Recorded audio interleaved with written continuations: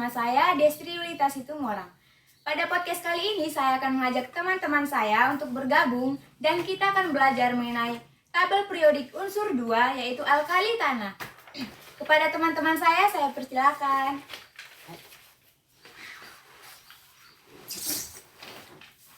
Oke, baik, sebelum teman-teman kita akan menjelaskan apa itu alkali tanah, pengertiannya, sifat-sifatnya, kegunaannya dalam alam, golongan-golongannya, dan cara pengolahannya. Sebelumnya, kita persilakan mereka untuk memperkenalkan diri.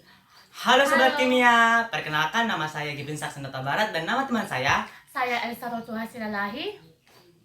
Oke, baik, langsung saja teman kita akan menjelaskan apa sih alkali tanah tersebut.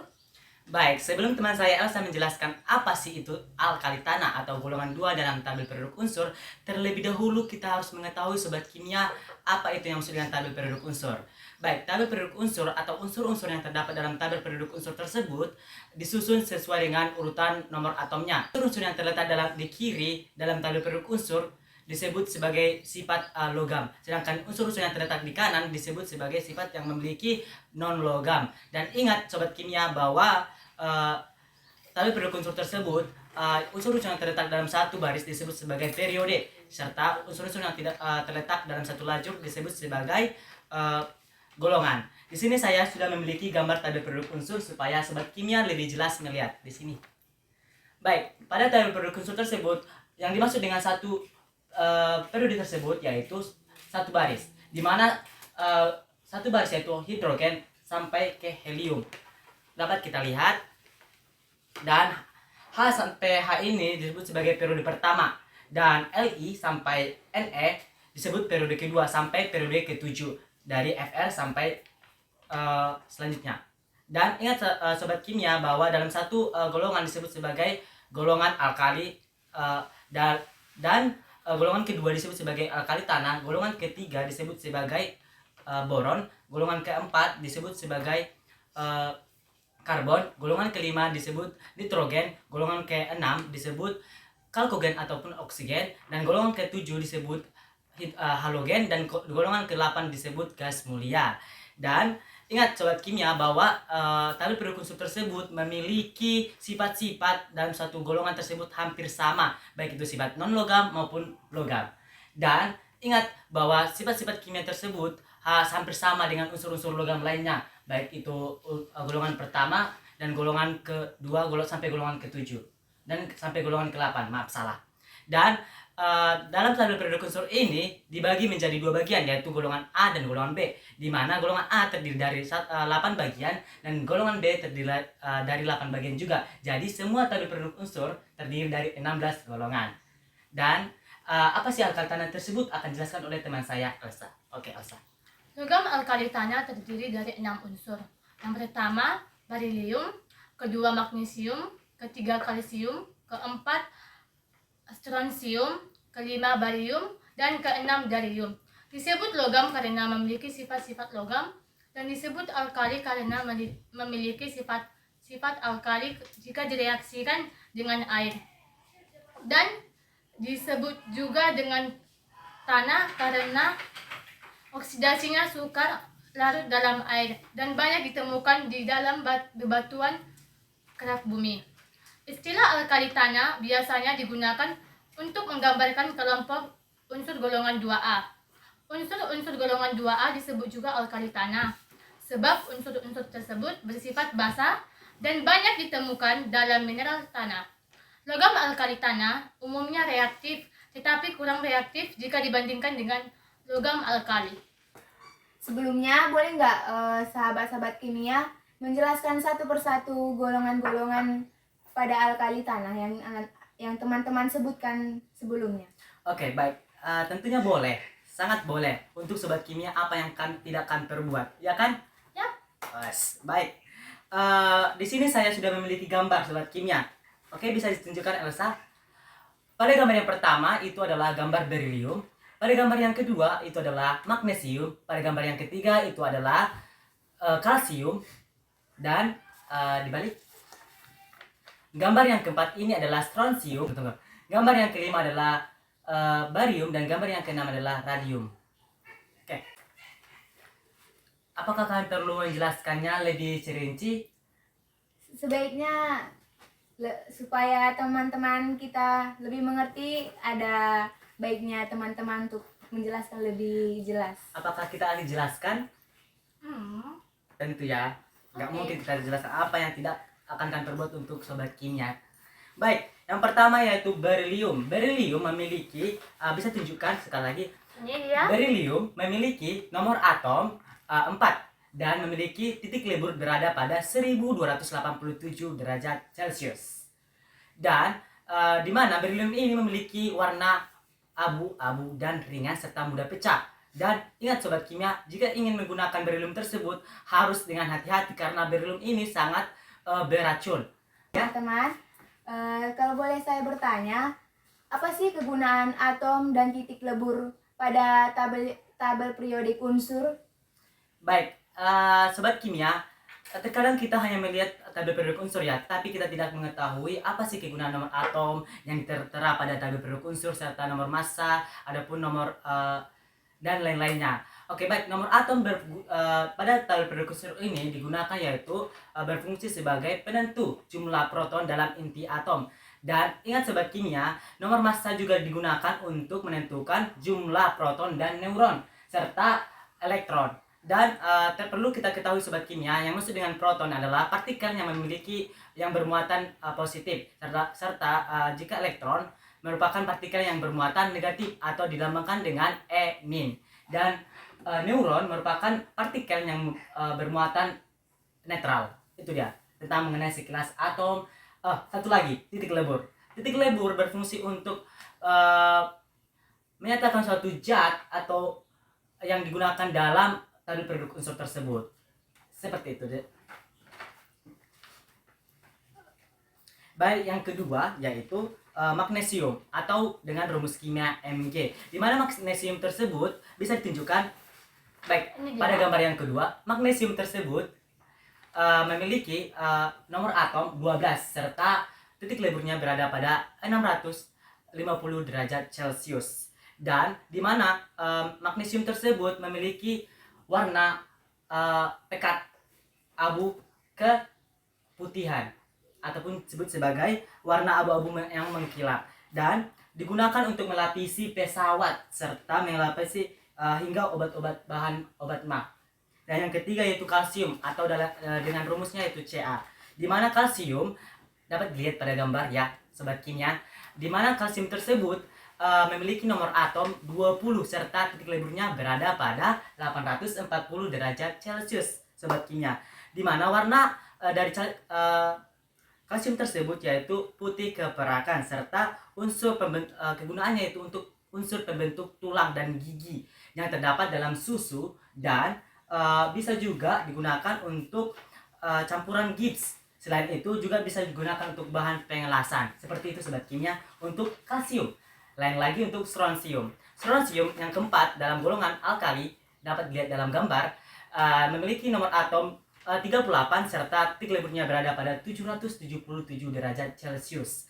Dan logam strontium tersebut merupakan logam lunak dan perak kekuningan. Secara jika disebut dalam sifatnya, di mana strontium tersebut sangat lunak dan sangat reaktif sehingga membentuk lapisan oksida gelap. Dan yang kelima yaitu barium dengan rumus Ba. Bisa ditunjukkan sekali lagi kepada sobat kimia? Ini dia. Oke, baik.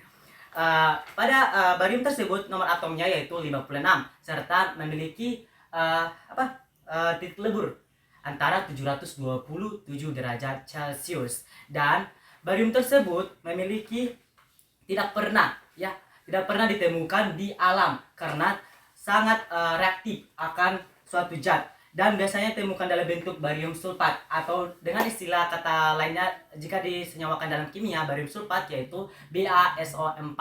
Dan ingat, digunakan juga untuk obat gangguan pencernaan serta untuk racun tikus. Dan yang keenam dan terakhir dalam golongan 2 alkali tanah tersebut yaitu radium. Radium dengan unsur Ra. Bisa ditunjukkan sobat kimia? Oke, baik. Radium tersebut dengan nomor atom 88 serta titik leburnya berada pada 700 derajat Celcius, lebih rendah daripada barium ya kan?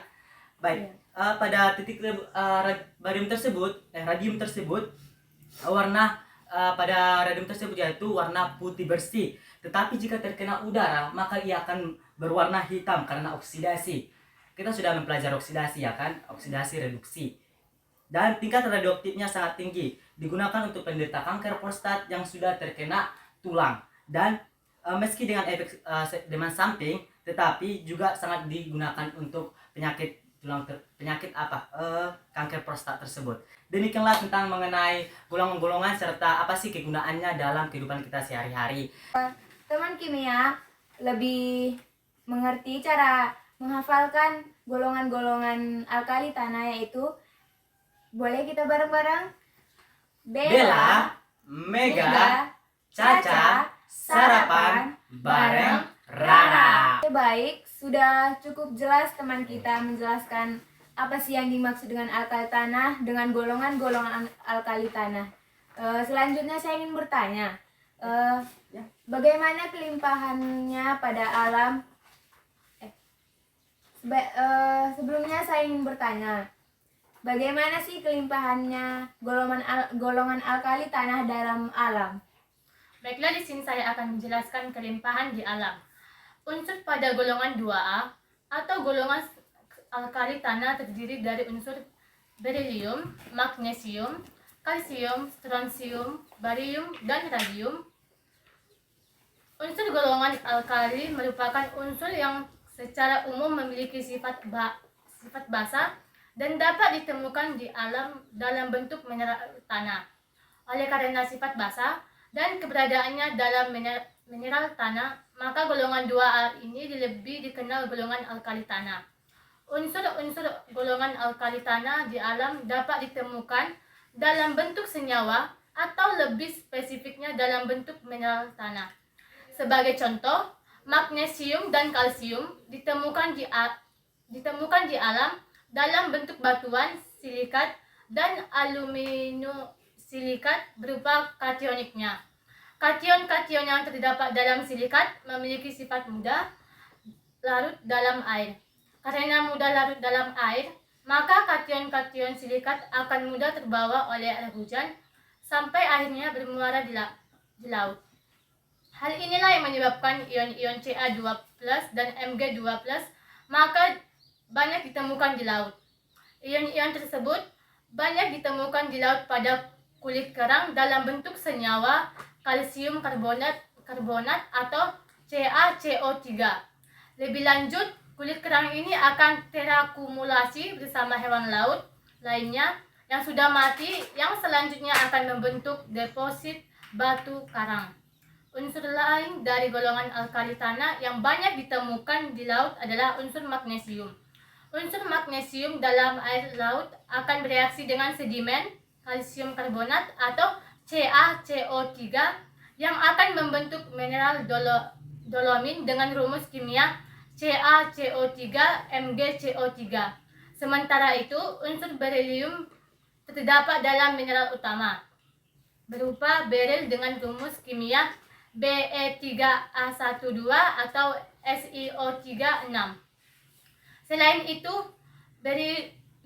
berilium juga dapat ditemukan pada mutiara jenis aquamarine yang memiliki warna biru terang dan jenis emerald yang memiliki warna hijau tua.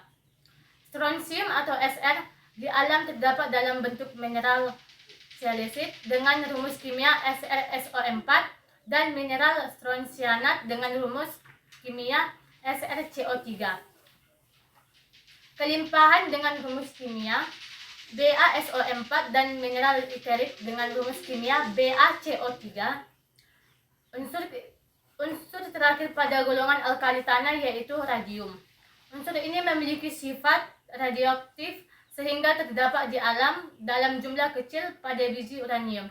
Sekian dari saya. Dari bacaan teman saya tersebut tentang kelimpahan golongan alkali atau golongan 2 dalam unsur tersebut di alam, dapat saya simpulkan, saya dengar tadi dari teman saya bahwa golongan 2A atau unsur alkali tanah tersebut yang terdiri dari berilium, magnesium, kalsium, barium dan strontium, barium dan radium.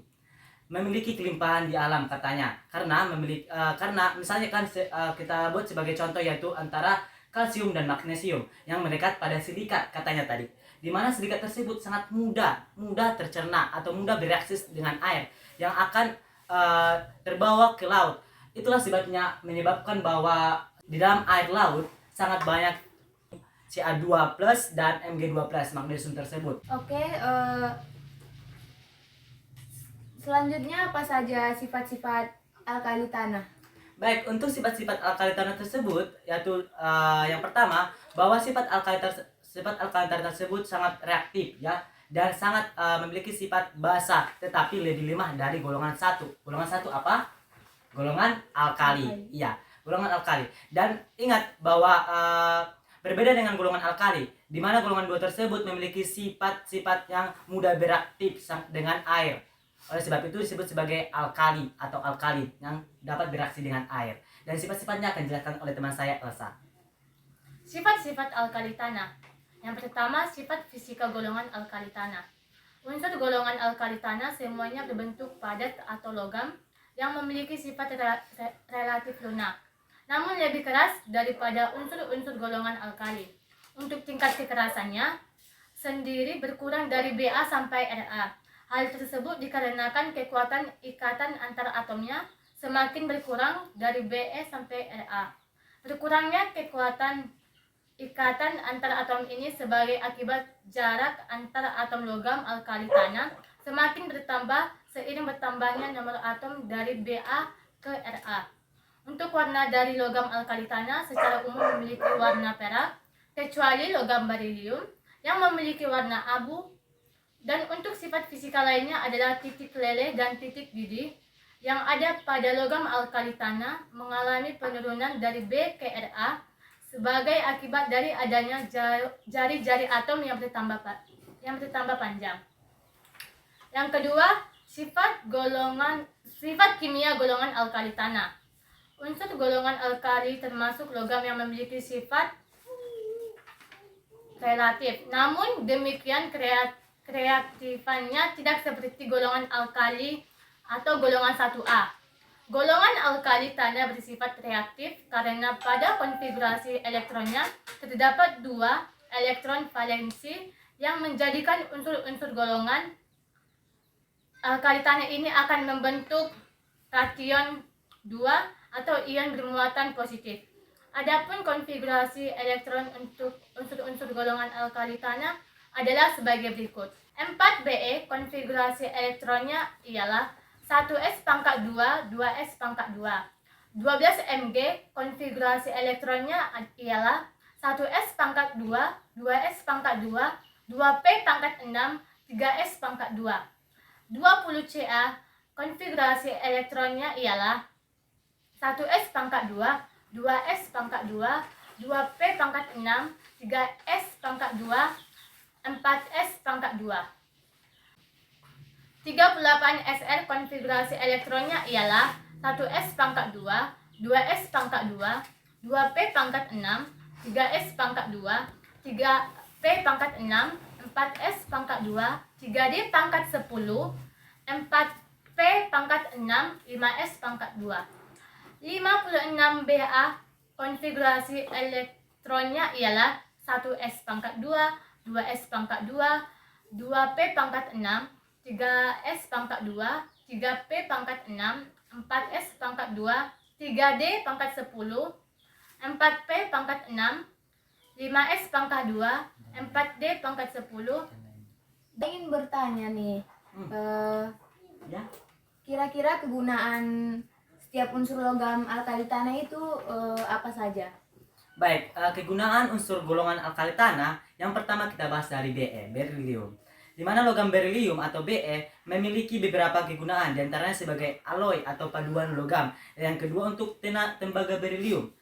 Dalam bentuk berilium oksida digunakan sebagai konduktor panas. Dan yang kedua yaitu magnesium, di mana logam magnesium tersebut memiliki beberapa kegunaan, diantaranya dalam bentuk MgO sebagai bata bahan tahan api dan makanan hewan. Dalam bentuk MgOH2 2 kali digunakan sebagai sumber magnesium untuk logam dan senyawa, dan serta digunakan sebagai sumber susu magnesia pada bentuk lainnya yaitu MgSO4, 7H2O, dan sebagai bahan baku pupuk, obat-obatan jenis analgenis, dan pabrik. Seperti itu.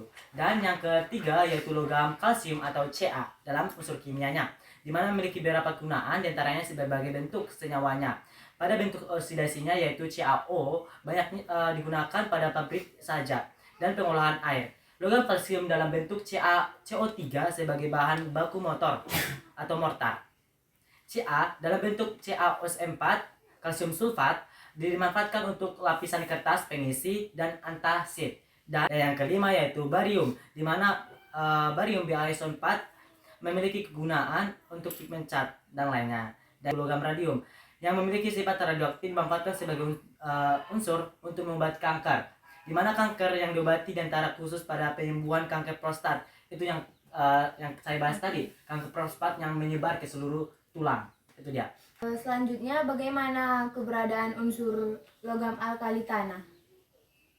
Untuk keberadaan logam alkali tanah, yang pertama yaitu berilium. Berilium tidak begitu banyak terdapat di kerak bumi ini, seperti yang sudah saya jelaskan dalam kegunaannya tadi. Di mana berilium ini bahkan hampir bisa dikatakan tidak ada. Di alam berilium Be sebagai mineral beril, Be3Al2 SiO6 3 kali, dan krisoberil atau Al2 BeO4. Dan yang kedua yaitu magnesium, sahabat kimia, di mana magnesium berperingkat nomor 7 terbanyak dan terdapat di kerak bumi. Terbanyak nomor 7, bayangkan. Wah. Sobat kimia. Dengan 19% keberadaannya, di alam magnesium bisa bersenyawa menjadi magnesium klorida atau MgCl2, dan senyawa karbonat atau MgCO3. Dan yang ketiga yaitu dolomit atau MgCaCO3 2 kali, dan MgCO3 CaCO3, dan senyawa epsomid atau dalam unsur kimianya yaitu atau dalam senyawa kimia, maaf salah ya. Dalam senyawa kimia, senyawa epsomid yaitu MgSO4 7H2O. Dan yang ketiga yaitu kalsium. Kalsium adalah logam alkali yang paling banyak juga terdapat di kerak bumi. Bahkan kalsium juga nomor 5 terbanyak di kerak bumi. Bayangkan sobat kimia, sangat banyak ya kan? Dan dengan 3,4% keberadaannya, di mana kalsium tersebut ditemukan sebagai senyawa karbonat atau CaCO3, dan senyawa fosfat atau CaPO4, dan senyawa sulfat atau CaSO4, dan senyawa fluorida CaF dalam senyawa kimianya. Dan yang kelima yaitu strontium. Strontium dan yang keempat ya, strontium. Strontium berada di kerak bumi dengan jumlah 0,03%. Berarti lebih sedikit ya dibandingkan dengan barium kalsium tadi dengan magnesium. Di mana strontium tersebut di alam, strontium dapat ditemukan sebagai senyawa mineral selesit atau disebut sebagai strontium atau SO4 jika disenyawakan dalam kimia. Dan strontianit dalam senyawa kimianya disebut sebagai SrCO3. Dan yang kelima yaitu barium. Barium berada di kerak bumi sebanyak 0,04%, hanya beda 0,1% dari strontium. Di mana barium tersebut di alam dapat ditemukan sebagai senyawa, di mana mineral beritin dan barium sulfat atau disebut sebagai BaSO4 tadi, dan mineral witerit dan belum barium karbonat atau BaCO3 jika disenyawakan dalam kimia. Dan yang keenam yaitu Ra. Terdapat paling sedikit di alam, lebih sedikit dibandingkan dari kalsium tadi, dan bersifat radioaktif yang sebagai pitchblende atau biji uranium. Bagaimana kira-kira cara pembuatan logam alkali tanah? Manfaatan alkali tanah. Yang pertama, berilium atau Be. Berilium digunakan untuk memadukan logam agar lebih kuat, akan tetapi bermassa lebih ringan. Biasanya paduan ini digunakan pada kemudi pesawat Z. Berilium digunakan pada kaca dari sinar X. Berilium digunakan untuk mengontrol reaksi fisik pada reaktor nuklir. Campuran berilium dan tembaga banyak dipakai pada alat listrik, maka berilium sangat penting sebagai komponen televisi. Yang kedua, magnesium. Magnesium digunakan untuk memberi warna putih terang pada kembang api dan pada lampu blitz. Senyawa MgO dapat digunakan untuk melapisi tungku karena senyawa MgO memiliki titik leleh yang tinggi. Senyawa Mg atau OH2 digunakan dalam pasta gigi untuk mengurangi asam yang terdapat pada mulut dan mencegah terjadinya kerusakan gigi, sekaligus sebagai pencegah penyakit MAH. Mirip dengan berilium yang membuat campuran logam semakin kuat dan ringan sehingga bisa digunakan untuk pada alat-alat rumah tangga. Yang ketiga, kalsium. Kalsium digunakan pada obat-obatan dan cat tembok.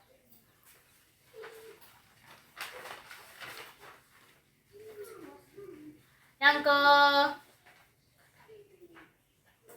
keempat, strontium atau Sr. Strontium dalam senyawa SrNO3 dua kali memberikan warna merah apabila digunakan untuk bahan kembang api. Strontium sebagai senyawa karbonat biasa digunakan dalam pembuatan kaca televisi, berwarna, dan komputer.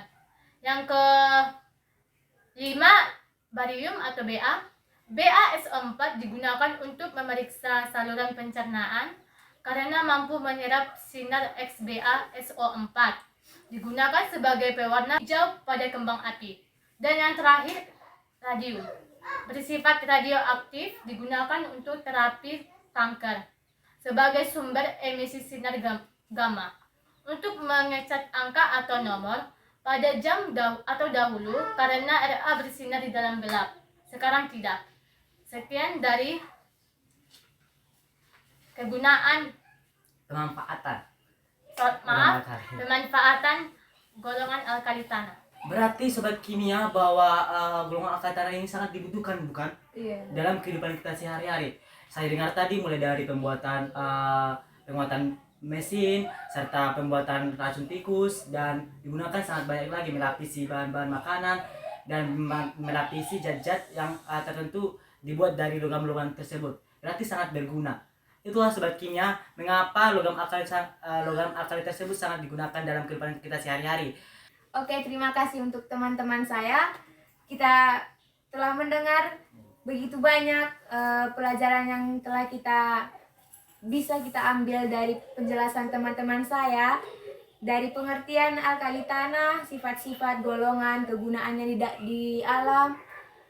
Sangat banyak yang dapat kita pelajari dari penyampaian teman-teman ini. Oke, demikian podcast kali ini.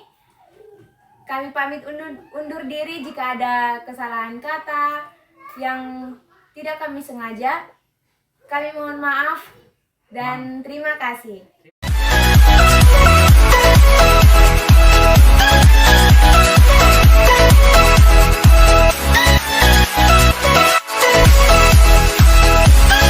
Oke, baik, di sini kami akan melakukan satu percobaan, yaitu antara larutan cuka dan baking soda. Selamat menyaksikan. Baik sobat kimia, adapun alat yang digunakan dalam larutan yaitu yang pertama larutan cuka atau CH3COH, dan yang kedua yaitu baking soda atau soda kue, Dan yang ketiga adalah balon. Baik, yang pertama kita masukkan baking soda atau soda kue tersebut ke dalam balon.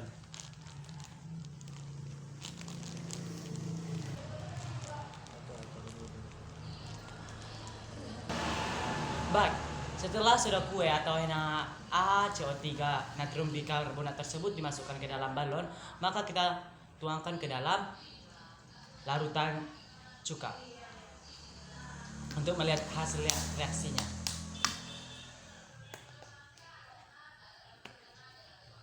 Wow. Baik sobat kimia, dapat kita lihat di mana balon menggembung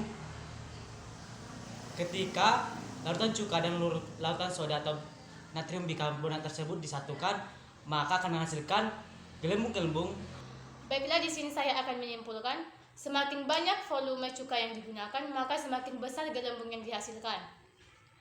Dan gelembung-gelembung tersebut yang akan membuat balon tersebut akan menggembung. Gelembung tersebut akan melekat pada balon tersebut. Gelembung itu yang disebut sebagai karbon dioksida atau CO2. Sekian dan terima kasih.